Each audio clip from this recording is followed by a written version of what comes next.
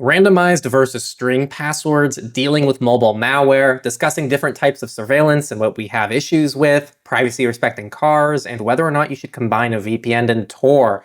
Really fun Q&A this week where we answer your questions from our amazing patrons and also people who contribute through XMR chat. We have links so you can join the next Q&A down in the description, and they're already live. So by the time you're watching this, if you get any questions that come up, just click those and you can leave your question right there. The first question this week is from Rasta, and this is kind of like the trilogy, perhaps more, of password management, because the last two Q&As had to do with passwords, and now we are continuing this with Rasta asking, my understanding is that randomized passwords tend to be better than strings of passwords. Recently, I've seen some people mention that they're easier for computers to guess, and have seen a lot of people recommending word strings for master passwords.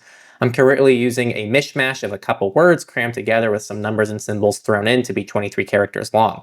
Would making a longer password with mostly random words potentially be a preferable option for security, or would the mishmash I'm using now be good enough? I've seen a lot of debates about this in the InfoSec community, and I don't think there's a wrong way. If you're somebody who's asking like, oh, should I have a 23 character random password or a 25 character passphrase or a string, I think you're already kind of asking the questions of people optimizing instead of just being better than the average, which generally is the goal with most security, right? If you're just better than the average, you're protected from most threats out there.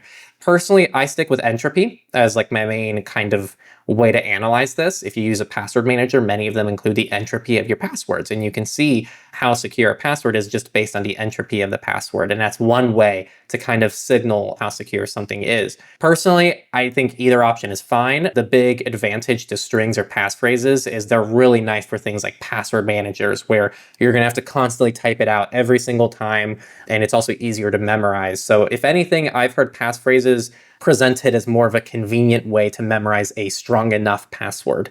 So I think that's a good way to use it. I personally use random passwords because they're generated in my password manager, but I do use strings when it comes to like Wi-Fi networks, things I have to share frequently, or like my password manager itself, or even my computer password, things that I need to type and it needs to be more human readable. I do prefer going that route. So I split when I use each one of them. Yeah, I think you kind of hit the nail on the head. So the only thing I want to add is, like Henry just kind of touched on just now, there's two main things. What I see a lot of people say is like, oh, it doesn't matter as long as it's long. It just has to be long. And you're not wrong, but to me, that overlooks the caveat there of the reason randomized passwords work better is because of dictionary attacks. Especially if you use common passwords, you know, we've all seen, or most of us have probably seen, like the list of like, oh, these were the top passwords people used this year. 1, 2, 3, 4, love, you know, Steelers, whatever, like all that kind of stuff. And those things are going to be the first things loaded in a dictionary software, along with popular song lyrics, city names, common names, birth years. And these softwares are sophisticated enough to make permutations. So for example, if it's like home is your password, which is terrible, obviously, it's only 4 characters, but the software is smart enough to try HOME, H0M3, H0ME. They don't have to enter those as individual entries in their dictionary list. There's a little up button they can click and the software will try it automatically. And it actually suddenly occurs to me as I say that out loud, AI is going to be really bad for these softwares. That's going to get crazy. Anyways, that's kind of where the whole longer is better thing comes from, is as long as it's not in the dictionary, then yeah, length is really kind of the main thing. Other than that, yeah, I agree with Henry. I default to randomized passwords simply because most websites get really picky with password requirements. Like, oh, there can't be spaces. There has to be uppercase and lowercase. It's easier just to set that as the default and go. And then I just use passphrases, which I also randomly generate, but I randomly generate, you know, like 4, 5, 6, 7 words, depends on what I'm trying to protect. And then, like Henry said, those are easier to memorize. Like I have them memorized at this point. I know my passphrase for my disk encryption. I know my passphrase for my user login. I know my passphrase for my password manager. And between those things, those 3 things, that's really all I need. And the last thing I'll say here is you can have an insecure randomized password and you can have an insecure, I guess, passphrase, whatever terminology you want to use for this. So neither is going to be insecure. And I think at their best, they're both going to be pretty much the same. So check entropy of those passwords and also just, you know, apply good practices. Don't reuse them. You can make both of them extremely secure. I just think there's different places for each of them personally. All right, our next question comes from Gunners. They say, hypothetical case, if your mobile phone is infected with malware, or you say mobile, you know, mobile device of any kind is infected with malware, any kind of malware, rootkit, spyware, what is the safest way to get rid of it? I would guess that a factory reset is not enough. Is reinstalling the OS enough? And so forth. I'm not a malware expert. I want to caveat that. Typical run-of-the-mill malware can be removed. So most mobile malware comes in the form of a malicious app. So you download an app from the Play Store that, personal opinion, I don't know why people do that. They download, whenever we cover these stories, it's always like, oh, it was a flashlight, it was a PDF reader, which, okay, maybe some on that one, but it's something that's like your phone already has that. Why are you downloading that? Digital minimalism again.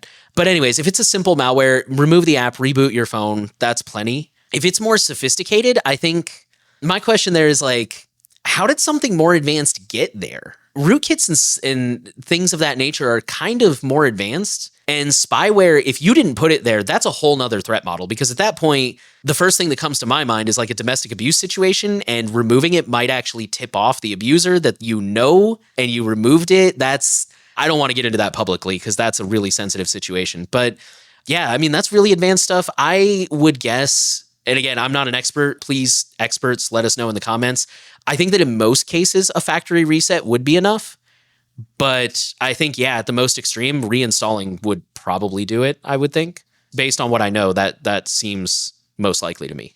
Yeah, if it were me to kind of expand on that, first I would ask how you know there's malware and if you trust it, right? If it seems like this is a trustworthy tool, this is able to tell me, yes, I have something installed on my phone, and especially if you know what caused it, like if you know I installed this app and now I'm getting this malware flag, and if you factory reset your phone, set it up again, you can just download the app again, and you now have a trustworthy source of verifying whether or not you still have that problem.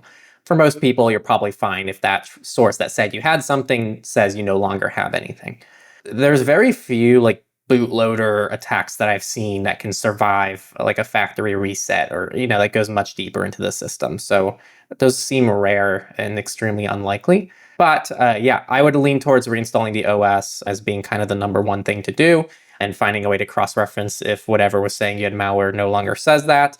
But that's just run-of-the-mill malware, kind of like what Nate was saying. I think where this really gets interesting is if you were targeted with something, because then it doesn't matter if you factory reset your phone, or even if you buy a whole new phone, right? You just chuck it in the garbage and buy a new one.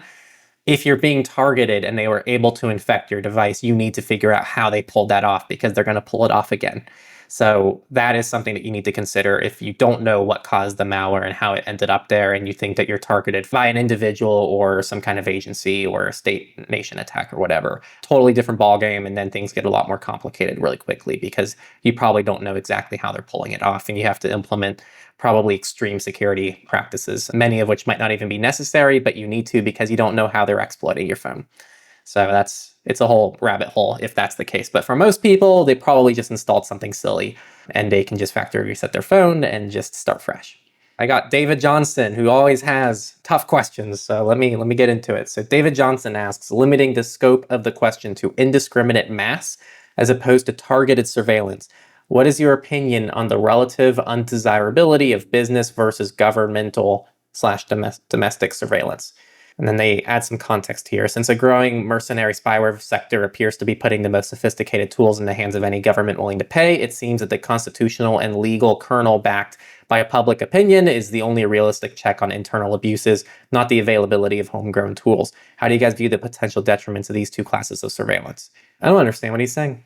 I'm not gonna lie. In these show notes, David left a whole comparison to like an operating system, and I'm not gonna lie, that actually confused me even more. I'm going to take a crack at this, though, because I think I know what you're asking, which is basically like recognizing that they both suck. What's worse, surveillance capitalism or like mass government surveillance? And he made a point of saying like as opposed to targeted. So we're not talking about the FBI has a surveillance van down the street. We're talking about just like, the government, like what was that, PRISM, those kind of programs. I'm going to kind of cheat in answering this and say, in my opinion, I think they're kind of the same these days. And for the record, I want to address, we don't know what we don't know. We haven't had an Edward Snowden type thing in 10 years now. I think the closest we had was Vault 7, and that was like 2016 or something like that. But from what we have been able to see, based on a lot of the stories that we cover here on the podcast and stuff, the government's favorite trick seems to be just buying the data. And it makes sense. Number one, they get to get around the Fourth Amendment. Number two, they don't need to set up the infrastructure themselves. There's already infrastructure. There's a really good documentary I highly recommend to you guys called Terms and Conditions May Apply. In that documentary, they have footage of, God, who was it? I think he was like in charge of the CIA or something. And he was like testifying in front of Congress. And I don't remember what he's talking about, but he's talking about Facebook, like why he was testifying. But he's talking about Facebook. And he literally says, he's like, we couldn't believe that people were just willingly handing over all this data. And he's not even talking about like the metadata and the algorithms. Like this is early Facebook. He's talking about the fact that there's like a full name field, home address, phone number. I mean, pretty much like everything, family members, religion, favorite quote, like even before it was required, people pretty much just used to put in their real names on Facebook. And he's like, I can't believe people just did that.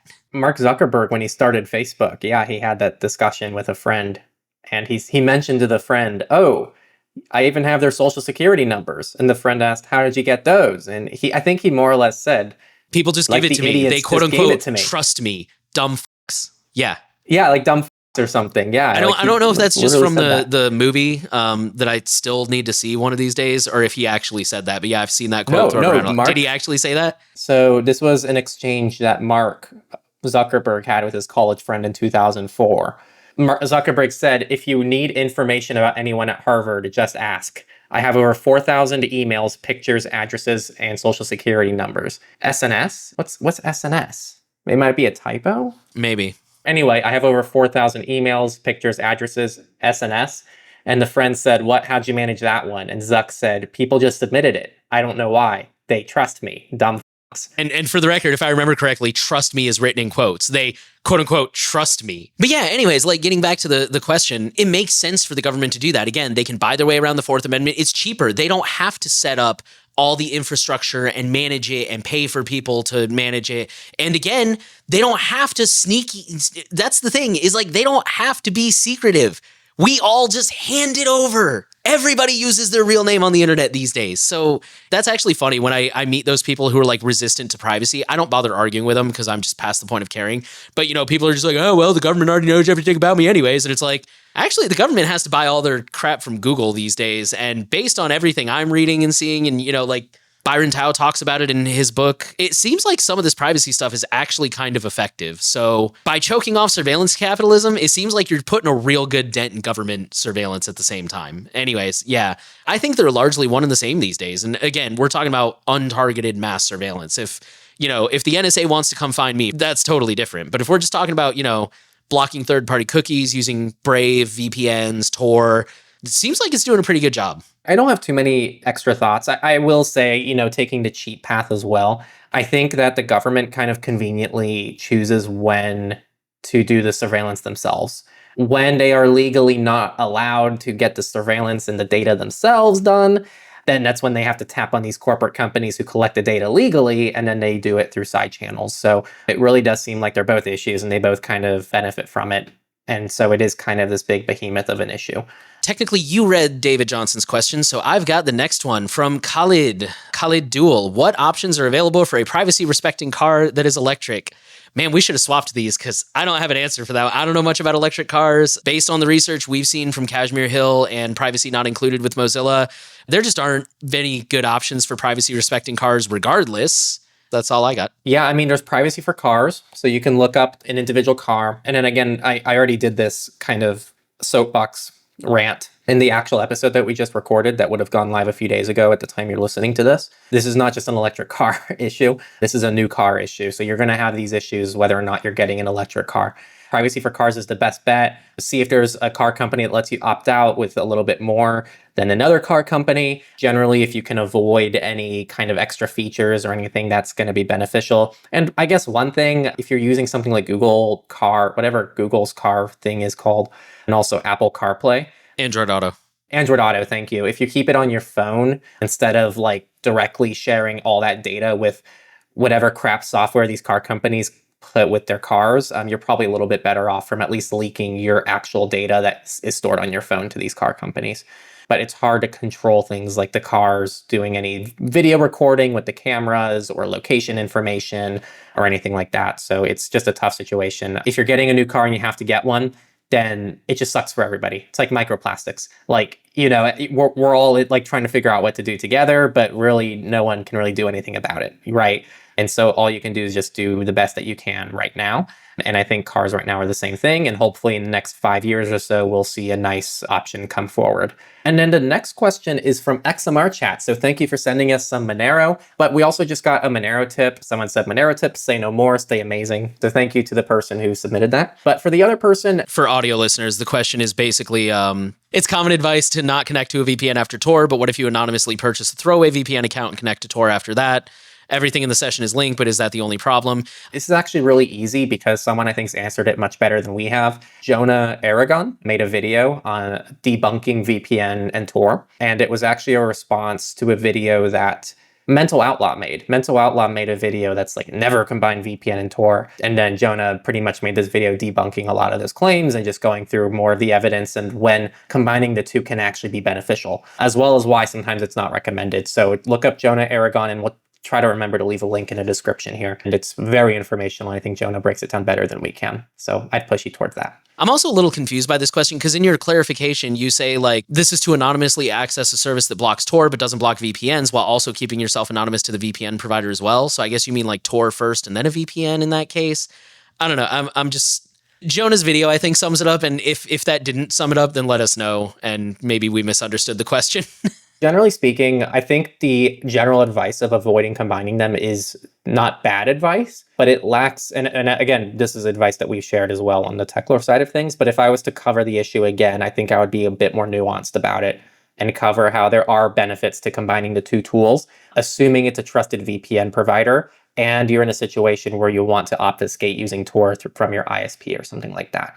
And again, Jonah's video kind of gets into the nuance quite a bit more, and I think it's really well done. That is the Q&A for the week. We love your questions, so if you want to join our Q&A next week, you can already join right now. Just go in the description. We're on Patreon, and you can leave your questions on the post there. Or if you don't want to be a recurring member, or you don't like fiat and you just want to tip us privately with Monero, we're also on XMR chat. The way it works is you just put in a name, or you can put anon, whatever you want to put. You can also make it private so it's not publicly viewable. I still don't understand the use case for that because we read out the questions anyway, but you can make it private, and then you just send Monero along with the transaction and you attach your question, and then we get to see it and we don't know anything about you. So it's a really fun way to contribute to this podcast, and it's really cool to see you all take advantage of it. And that's all I have to share. Check it out in the description, and we'll see you next week.